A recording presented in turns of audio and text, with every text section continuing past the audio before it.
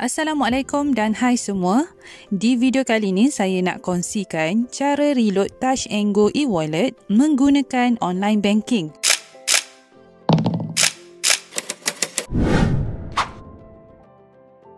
Pertama sekali, buka aplikasi Touch 'n Go anda. Dekat paparan utama ini, klik pada Add Money, jadi akan keluar paparan akaun anda. Untuk kali ini saya nak reload dekat e-wallet balance, jadi klik dekat sini. Ada beberapa kaedah yang ditawarkan, tapi saya nak gunakan kaedah Duit Now Transfer. Untuk langkah seterusnya, dekat sini anda boleh lihat langkah-langkah yang ditunjukkan sekiranya anda nak gunakan online banking. Klik pada Select Preferred Bank. Dekat sini anda dapat lihat secara automatik nombor akaun Touch 'n Go e-wallet anda telah disalin. Jadi anda boleh pilih bank yang anda nak gunakan. Kalau macam saya akan gunakan Maybank. Jadi klik pada Maybank. Dengan sendirinya anda akan dibawa ke website Maybank to You.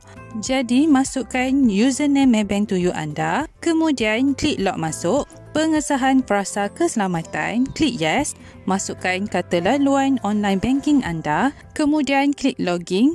Okey, dekat paparan ini, sila klik pada garis 3 sebelah kiri, kemudian pilih fungsi Pay and Transfer. Untuk reload ke akaun Touch 'n Go anda, pilih transfer. Dekat transfer tu, sila pilih other account. Dekat sini, anda boleh scroll atau type sahaja Touch 'n Go e-wallet. Okey, untuk langkah berikutnya, sila isi butiran yang betul. Okey, dekat nombor akaun ini, anda boleh klik lama sedikit. Bila keluar macam ni, anda boleh paste atau masukkan nombor akaun Touch 'n Go e-wallet anda ya. Masukkan nama penerima. Masukkan juga jumlah yang nak di-reload di sini. Kemudian masukkan butiran rujukan di sini. Sama ada anda nak masukkan nama atau lain-lain. Bila semua dah settle, klik transfer. Sahkan maklumat, kemudian klik request. Untuk sahkan transaksi, anda perlu ke aplikasi MAE, klik pada Secure to You. Jadi anda perlu sahkan transaksi dengan klik pada butang approve.